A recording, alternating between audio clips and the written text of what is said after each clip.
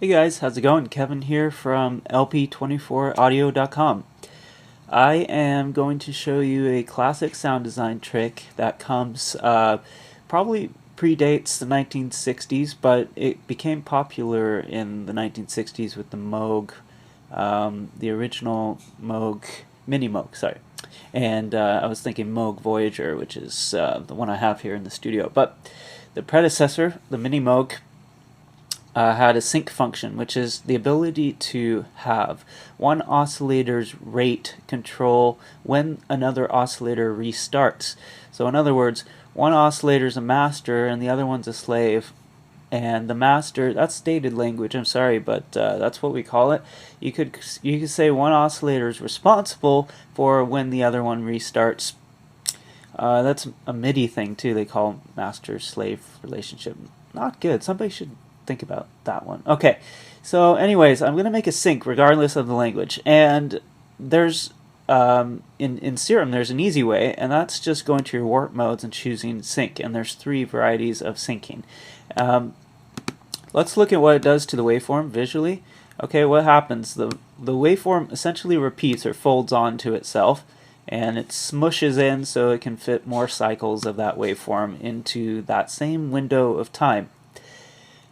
Now, that doesn't necessarily explain classic syncing, because you do need 2 oscillators to make it happen, but it is a way of faking a sync. Okay, now we can't actually make 2 oscillators in Serum Sync. I could perhaps show it in let's see, there's a couple synths out there that we could look at that do syncing. Maybe I'll consider that if you guys enjoy this idea. But first, let's try and just do it like we would in Serum here. And the way to get the classic sync sound is to have the sync evolve over time using something like an envelope very often, although I prefer the LFOs on envelope mode because you can get more customized. Having 4 points and the time frames is not enough for me sometimes. So let's have a listen. If I play a note here,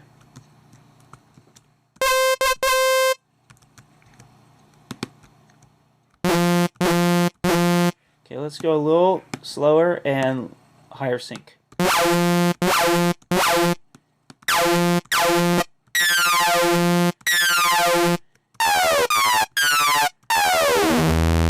Essentially, that is the more or less classic sync sound that you could get on a Moog pretty quickly by syncing 2 oscillators together, and we're doing it in 1 oscillator here with the saw wave. So you might have heard this sound quite a few times before. It sounds pretty cool with unison on as well. I enjoy it. Something you might have heard more in a kind of Daft Punk style song or something like that. But using it with a filter can be rewarding too, depending on how you want it to fit in your mix. High pass it a little bit to get rid of the mud. I won't always do that, but on occasion it depends on your mix, right? And what's the other thing we can do here? Well, you don't have to start it at 0. You can kind of start it off so the saw wave is slightly squished in there. And the classic term we use for synced oscillators is tearing. It sounds like tearing a bit, especially if you slow this down. You hear the choppiness or the tearing. That's some language that gets thrown around for synced oscillators quite often.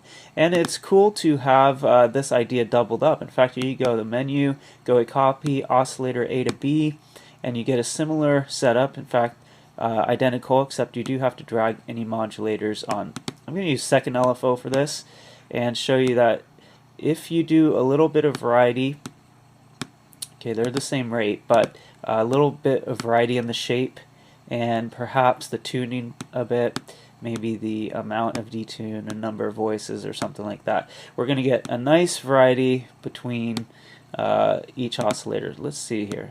Maybe I'll put this slightly up as well. Okay, this will cause slight phase differentiation between the 2, and let's hear it.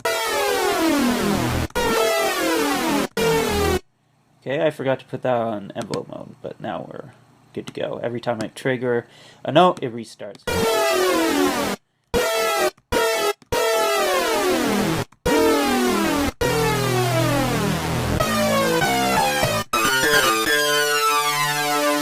sounds great for lead vibrato. Don't you agree? We all love vibrato. So let's go to our LFO section, call up the basic shape. I tend to use either triangle or sine wave, but I like this one because it's bipolar.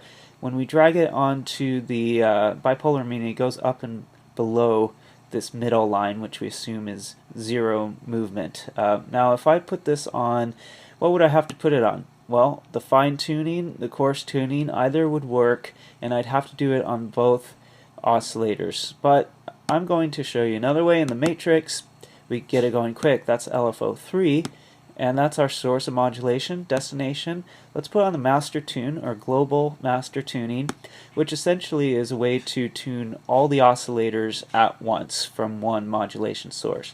Another thing to add on to is an aux source, because typically the mod wheel is the auxiliary, or in massive you might have seen it called SC, it's side chaining.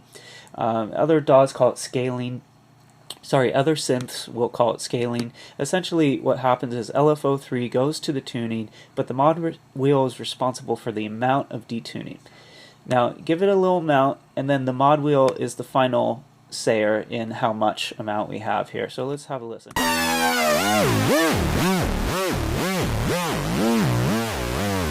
Okay, not quite vibrato. Why? Typically vibrato, if you sync it to the BPM, it's hard to say what's good, but 16th note is generally good.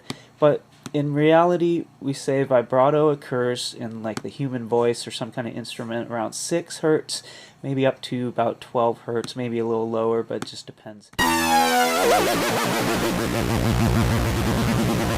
Okay, see 9.5 hertz happens to sound good right now. And then the amount's a little ridiculous. So I find when you're on master tuning, it's very sensitive, but there's this lovely little trick where you go to your global settings and say enable, double click for typable values on controls, and hit save preferences. What happens is that allows you to manually type in settings on any control. So if we double click, we get a little box here, and this is cool. You can go, say I want this range here to be what, 2 or 4 semitones. You could type in the number 4 ST semitone and hit enter, and it actually sets the value to the right number for you, which is fascinating.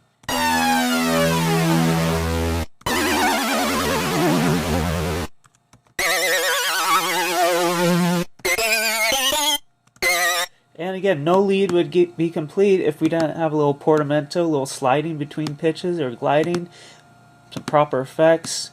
You know, you can kind of put all this to taste. It depends on your song, right? That's the key. Know what the role of your sound is, and you'll be good at making these decisions. And I'm just going to arbitrarily kind of choose. Here's another little trick we'll show you. We could grab something like a, let's do a band pass here. Find a golden frequency and then mix this, drive that frequency a bit and then mix it out.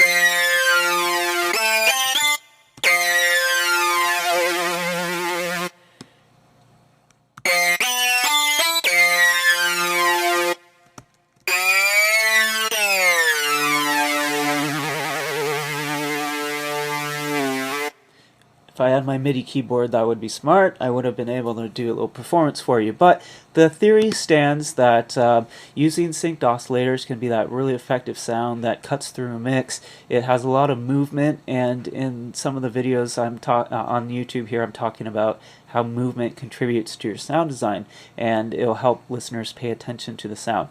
So hopefully that helps you guys out, getting you a solid sync lead started. And shoot me any questions you have on this. I'd be glad to go over more tricks and tips for you. Alright, thanks. And don't forget to check out lp24audio.com for more.